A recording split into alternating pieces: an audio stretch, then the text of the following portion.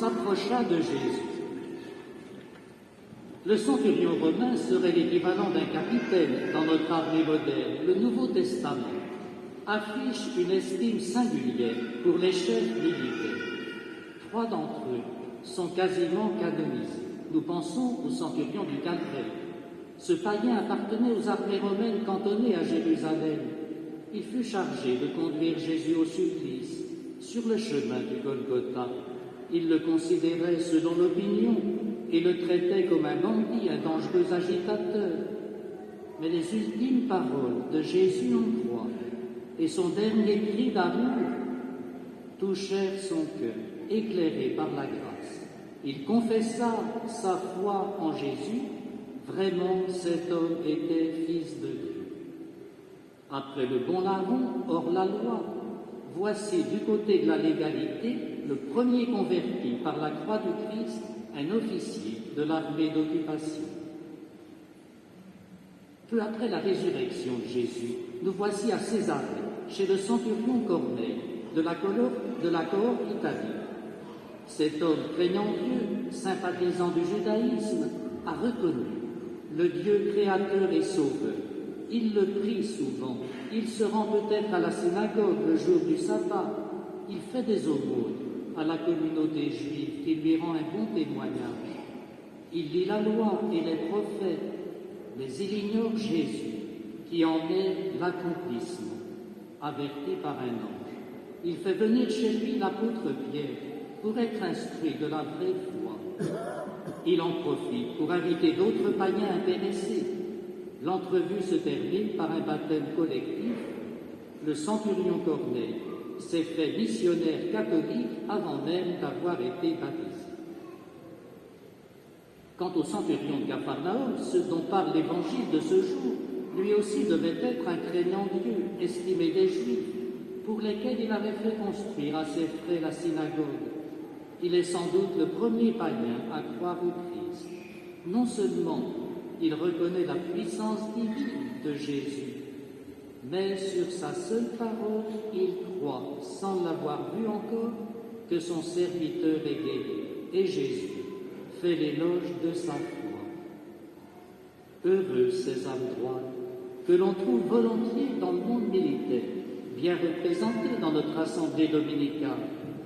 Cette présence nous rappelle notre appartenance commune à l'Église militante. De fait, après le sacerdoce et la vie religieuse, la profession militaire a fourni à l'Église un grand nombre de saints.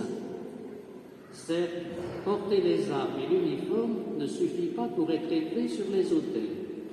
Il faut y mettre le prix. La plupart des soldats canonisés l'ont été comme martyrs. Par exemple, Saint Sébastien, commandant les gardes de l'empereur Dioclétien, Saint Maurice et ses légionnaires, patron céleste de notre diocèse. D'autres militaires sont devenus saints en entrant dans les ordres. Martin, devenu l'apôtre des Gaules, Ignace de Loyola, Charles de Foucault. Enfin, il y a ces époux et pères de famille dont les vertus héroïques ont brillé en un passé pas si lointain, chez un général de Sonis, un maréchal Foch, un maréchal Leclerc et bien d'autres. Dans l'échelle de la sainteté canonisée, le palmarès des militaires est impressionnant. Et pourquoi tant de martyrs, de saints, de bâtisseurs de chrétienté chez les militaires? En quoi le métier des armes disposerait-il au combat chrétien?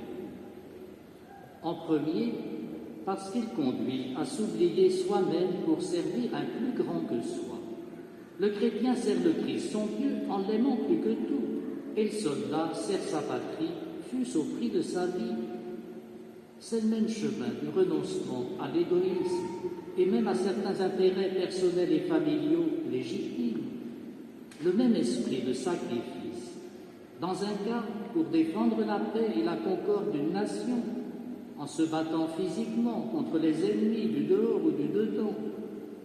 Pour le chrétien, en combattant non des êtres de chair et de sang, mais les démons, l'esprit du monde et surtout les propres passions déréglées. Si quelqu'un veut être mon disciple, dit Jésus, qu'il se renonce lui-même qu'il prenne sa croix, qu'il me suive. Et puis le soldat exerce en permanence la vertu d'obéissance. Même s'il ne risque pas chaque jour sa vie, il sacrifie au quotidien sa volonté propre pour obéir à ses supérieurs, et cela quel que soit son grade. De même, la vie chrétienne commence par l'obéissance de la foi, à laquelle même le pape est soumis.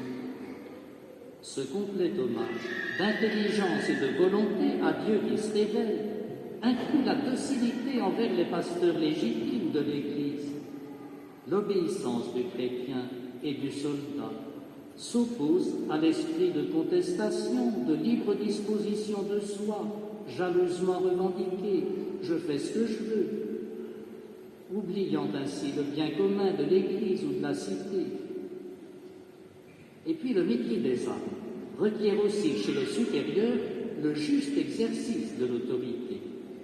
D'abord, le respect de la loi divine, supérieure aux lois humaines. Dans certains cas, on doit refuser d'obéir à des ordres injustes, tels les soldats d'Hérode chargés de mettre à mort les enfants de moins de 2 ans dans la région de Bethléem. Le chef doit agir avec justice et mansuétude, être économe de la vie de ses hommes, traiter ses subordonnés en collaborateurs attelés à une même œuvre, protéger la vie d'innocents, préserver au maximum les populations civiles et leurs biens, respecter les femmes et les enfants. L'usage de la force doit être purifié de l'instinct de violence qui habite le cœur humain.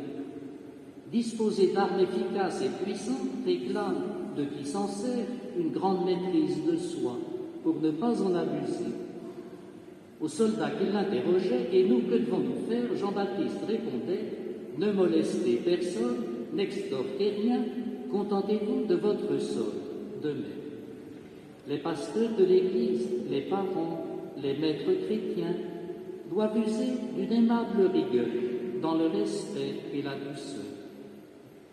Le plus grand parmi vous, dit Jésus, qu'il soit comme celui qui sait. Enfin, quel que soit son rang, pour bien assurer son service, une discipline personnelle est nécessaire aux chrétiens comme aux militaires.